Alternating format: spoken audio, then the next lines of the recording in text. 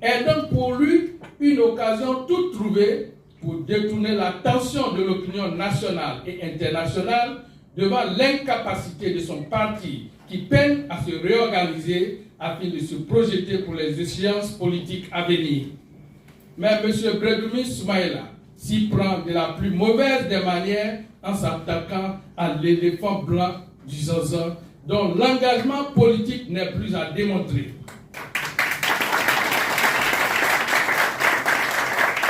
Monsieur le ministre d'État Kobena Kwasi Adjoumani est un roc pour le président de la République, son Excellence Alassane Ouattara. Pour son parti, le RHDP, dont il est le porte-parole digne et qui agit avec brio, manipule avec brio la parole, et pour sa région, le Gontogo, dont il est le président du conseil régional.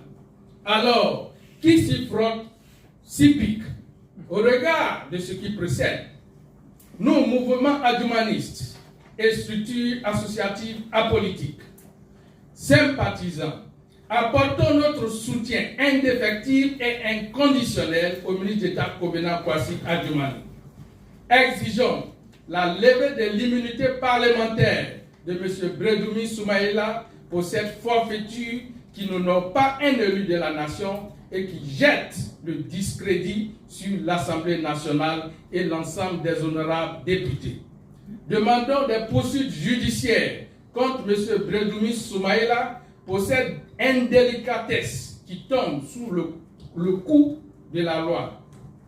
Mettons en garde tous les détracteurs du RHDP et du ministre d'État Kobena Kwasi Adjoumani contre d'éventuelles attaques qui recevront une réponse disproportionnée, démesurée et sans état d'âme de notre part.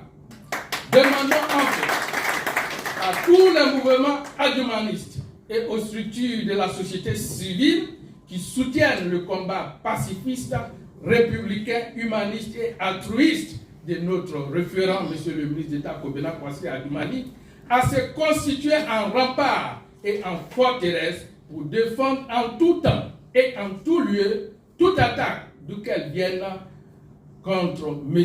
le ministre d'État Kobena Kwasi Adjoumani.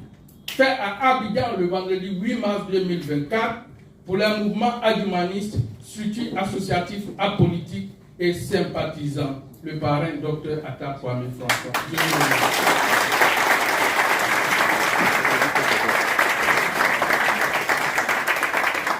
Encore